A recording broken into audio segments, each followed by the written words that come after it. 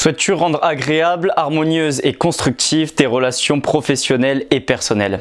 Si ta réponse à cette question est oui, alors tu as cliqué sur la bonne vidéo. Le livre que nous allons étudier aujourd'hui est l'un des livres les plus lus au monde puisqu'il a été vendu à pas moins de 40 millions d'exemplaires, se plaçant devant des monuments tels que 1984 de George Orwell ou encore le journal d'Anne Frank. Il a été écrit par Dale Carnegie et s'intitule « Comment se faire des amis et influencer les gens ». Nous verrons dans cette vidéo comment les principes enseignés dans ce livre peuvent faire de toi une personne plus appréciée par ta famille, par tes collègues, mais aussi par tes amis, peuvent te permettre de faire plus de chiffres, d'être un manager efficace et apprécié ou encore d'être promu. Alors une première question se pose, c'est pourquoi est-ce que Dale Carnegie en serait plus que le commun des mortels sur les relations et sur l'influence? Pour répondre à cette question, laisse-moi te parler de son parcours. Tout d'abord formateur à l'art de l'éloquence, ou plus précisément l'art de s'exprimer avec plus d'aisance, de puissance et de clarté, aussi bien dans des entretiens et des réunions que dans des discours publics, Dale Carnegie se rendit rapidement compte qu'il manquait quelque chose à sa formation. Ce quelque chose, c'était l'art de rendre harmonieux, constructif, agréable les relations personnelles et professionnelles. Il se mit donc à la quête d'un ouvrage qui pourrait lui enseigner cette psychologie pratique, mais ne le trouvant pas, il décida de l'écrire. Pour cela, il étudia toutes les œuvres des philosophes classiques et des psychologues modernes qu'il put trouver et interviewa quelques-unes des personnalités les plus influentes de son époque, telles que Edison, connu pour avoir inventé entre autres l'ampoule ou le cinéma aux côtés des frères Lumière, mais encore plus connu pour être l'inventeur le plus prolifique de son temps avec pas moins de 1000 brevets déposés. Il interviewa Franklin D. Roosevelt, qui est considéré comme le plus grand président des États-Unis du XXe siècle, car c'est à lui que les États-Unis doivent leur statut de superpuissance. Derrière ces deux monuments, il interviewa aussi Owen D. Young, qui était le président de la General Electric fondée par Edison et reconnu comme l'une des premières puissances industrielles mondiales. Alors en rajoutant cela à son expérience en tant que formateur à l'art de l'éloquence, il enseigna et peaufina pendant 15 ans au fil des retours d'expérience de ses élèves les principes qui sont dictés dans ce livre. Maintenant que les bases sont posées, voyons les principes. Ce que je te propose pour profiter au mieux de cette vidéo, c'est de la mettre en pause après chaque principe pour y réfléchir. Où est-ce que tu peux l'appliquer dans ta vie et surtout comment est-ce que tu peux l'appliquer? Je te conseille aussi de prendre des notes de ce que tu entends ou alors de revenir plusieurs fois regarder cette vidéo pour enregistrer ces principes qui pourront, je l'espère, changer ta vie au meilleur. Je te souhaite un bon visionnage.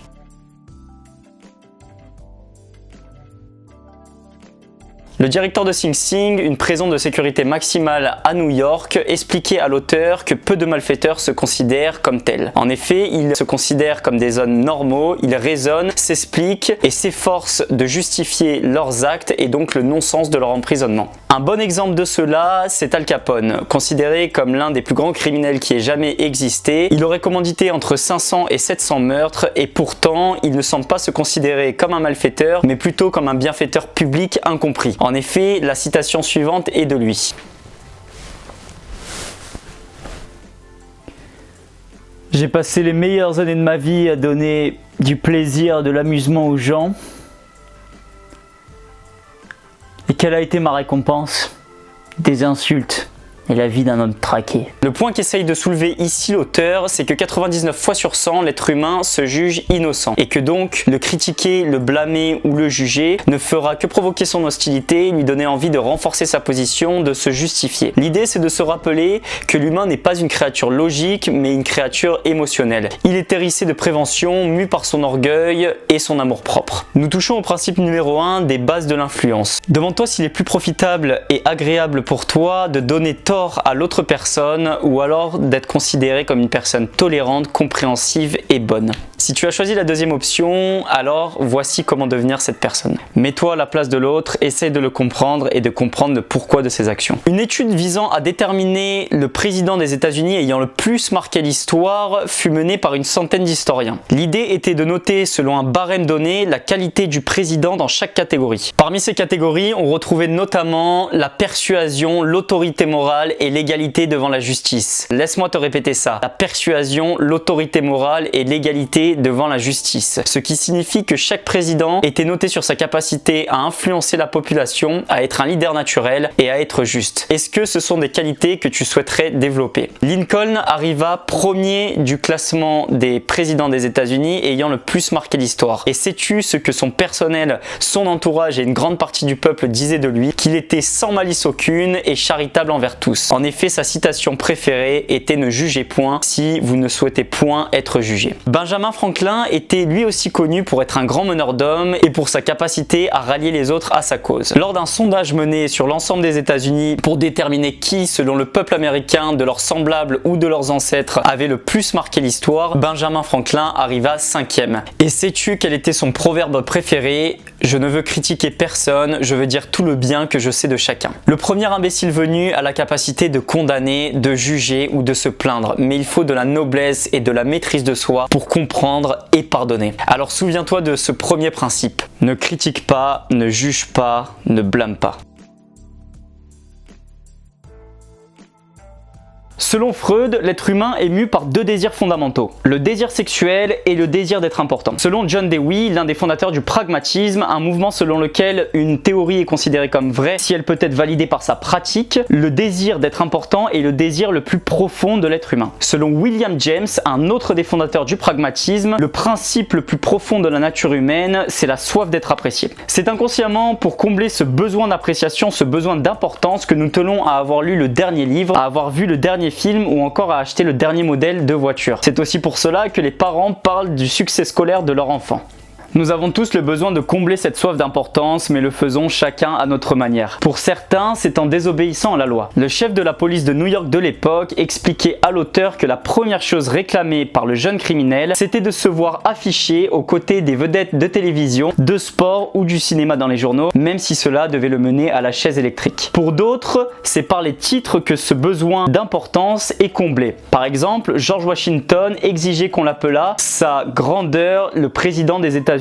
Pour la reine Victoria, elle refusait d'ouvrir toute lettre qui n'était pas destinée à sa majesté impériale. La folie ou la maladie peuvent être aussi un moyen de combler ce besoin d'importance. En effet, les études ont montré que la moitié des cas de folie étaient dus à des symptômes tels que les maladies, l'alcoolisme ou encore les stupéfiants, mais pour l'autre moitié des cas, elle survient chez des gens normaux. En effet, le médecin-chef d'un des plus grands asiles d'aliénés de l'époque expliquait à l'auteur que les malades allaient chercher désespérément dans la folie, l'amour-propre et la satisfaction de leur importance qu'ils n'avaient pas trouvé dans la vraie vie. Ce besoin d'importance est donc si profond que certains êtres vont jusqu'à tuer ou se rendre fous pour le combler. Imagine les résultats que tu pourrais obtenir si tu savais comment combler ce désir pour eux. Charles Schwab était la première personne aux États-Unis à être payé $1 million par an, ce qui représente à peu près 16 millions de dollars en dollars actuels. Sais-tu pourquoi il était mieux payé que tous ses collaborateurs possédant des compétences techniques supérieures? Parce qu'il savait comment influencer les hommes. Et comment? Voici une de ses citations. C'est en encourageant l'individu que l'on révèle et développe ses meilleurs dons. C'est pourquoi je suis toujours prêt à louer. Lorsque je trouve une chose bien faite, j'approuve sincèrement et prodigue des compliments. Il disait aussi « J'ai beaucoup voyagé et rencontré une foule de gens de tous les milieux et je n'ai encore rencontré personne qui ne s'applique davantage et fasse meilleure besogne sous l'effet des encouragements que sous l'effet de la critique ». Andrew Carnegie, considéré comme l'homme le plus riche de tous les temps aux États-Unis, était connu pour complimenter publiquement comme dans l'intimité dès qu'il le pouvait ses collaborateurs, et ce jusqu'à la mort. En effet, on peut lire sur sa pierre tombale l'épitaphe suivant. Repose ici un homme qui a su s'entourer de personnes plus intelligentes que lui. Il est possible de transformer la vie de quelqu'un en lui offrant de la considération, en reconnaissant ses qualités. Je ne te parle évidemment pas de flatterie superficielle repérable à milieu, mais bien de prodiguer des compliments sincères. Considère les désirs d'autrui comme les tiens et souviens-toi que nous sommes tous des êtres humains qui partageons les mêmes besoins. Souviens-toi de cette maxime, je ne passerai ici qu'une seule fois, tout le bien que je puisse faire, toute l'aide que je puis apporter, sans attente ni négligence, c'est ici et maintenant car je ne repasserai pas ici. Et tes paroles resteront gravées dans les cœurs, seront chéries et répétées avec délice et ce même bien après que tu les aies toi-même oubliées.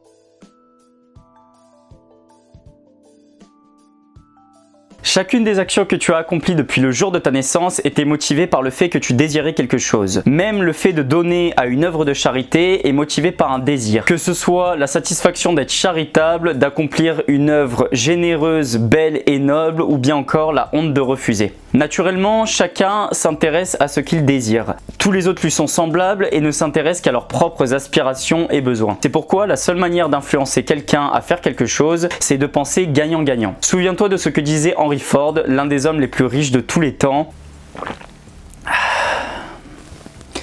La clé du succès c'est la faculté de se mettre à la place de l'autre et de considérer les choses de son point de vue autant que du nôtre. Réfléchis à tout ce que pourrait gagner la personne à faire ce que tu proposes, à acheter ton produit et dis-lui. Le monde est rempli d'individus avides et égoïstes qui ne s'intéressent qu'à leurs propres désirs. C'est pour cela que tu seras considéré comme exceptionnel si tu sais prendre en compte les désirs de l'autre et t'efforces d'y répondre. Les meilleurs vendeurs sont ceux qui nous montrent comment leurs produits peuvent nous permettre par exemple de faire des économies ou bien d'assurer notre avenir. En fait, les meilleurs vendeurs sont ceux qui nous montrent comment combler quelques désirs que nous ayons ou résoudre quelques problèmes. Ce ne sont pas ceux qui cherchent à vendre leurs produits à qui n'en a pas besoin dans le simple but de satisfaire leur propre désir qui est de faire de l'argent. C'est une mentalité gagnant-gagnant, chacun y trouve son compte. Je trouve comment combler l'un des désirs que j'ai ou bien résoudre l'un des problèmes que j'ai. En échange, le vendeur satisfait l'un de ses désirs qui est de faire de l'argent. C'est une mentalité qui est applicable aux affaires mais qui est aussi applicable aux relations familiales. En fait, elle est applicable dans toutes tes relations.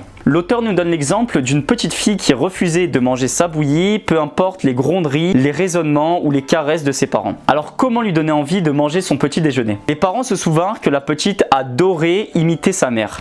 C'est pourquoi un jour, ils la laissèrent préparer sa bouillie telle que le faisait maman. Et devine quoi, elle ne se fit pas prier pour la manger, elle en proposa même à ses parents. En effet, les parents se sont focalisés sur cette mentalité gagnant-gagnant qui était qu'est-ce que désire la petite, qu'est-ce que nous désirons et comment faire pour que chacun s'y retrouve. De même, un petit garçon mouillait son lit dans lequel il dormait avec sa grand-mère et ce malgré les fessées, les humiliations ou les gronderies de ses parents. Ses parents se demandèrent quels sont ses désirs et comment les utiliser de telle sorte qu'ils satisfassent le nôtre qui est qu'il arrête de mouiller son lit. Eh bien, le petit garçon avait deux désirs. Le premier, c'était d'avoir des pyjamas comme papa. Sa grand-mère accepta de lui en offrir si il se corrigeait. Le deuxième, c'était d'avoir son propre lit. Ses parents acceptèrent de lui acheter son lit s'il promettait de ne pas le mouiller. Et devine quoi, il arrêta effectivement de mouiller son lit. C'était son lit et il portait des pyjamas comme papa. C'était un grand maintenant. C'était son amour-propre qui était en jeu. Prends en compte les désirs de l'autre lorsque tu souhaites l'amener à faire quelque chose. Réveille en lui, elle, un ardent désir de faire ce que tu proposes. Sois-en capable et tu auras le monde avec toi. N'en sois pas capable et tu resteras seul. C'est la fin du premier chapitre de comment se faire des amis et influencer les gens. Tu as appris les bases de l'influence. La prochaine vidéo traitera du deuxième chapitre dans lequel tu apprendras 6 moyens de gagner la sympathie des autres. Je te laisserai le lien en description ou alors tu pourras le cliquer à la fin de cette vidéo. Pour conclure, je te propose un récap des bases de l'influence. Numéro 1, ne condamne pas, ne juge pas, ne critique pas. Souviens-toi que 99 fois sur 100, l'être humain se juge innocent et que donc le condamner, le critiquer ou le juger ne l'emmènera qu'à renforcer ses positions et provoquera son hostilité envers toi. Apprends à te mettre à sa place pour le comprendre et le tolérer et tu seras considéré comme une personne compréhensive, tolérante et bonne. Numéro 2, complimente honnêtement et sincèrement. Souviens-toi que le principe le plus profond de la nature humaine, c'est la soif d'être apprécié. Comble-le et tes paroles seront chéries et répétées avec délice et ce même bien après que tu les aies toi-même oubliées. Numéro 3, enfin, pense gagnant-gagnant. Motive autrui à faire ce que tu proposes en matchant ses désirs avec les tiens. J'espère que cette vidéo t'a plu, en tout cas moi j'ai adoré la faire. Clique sur j'aime et partage-la si c'est le cas, ça m'aidera énormément. Si tu ne t'es pas encore abonné à la chaîne, alors vas-y, fais-le maintenant. Active la cloche des notifications pour être prévenu à chaque nouvelle vidéo que je poste. Je te dis à la semaine prochaine, peace.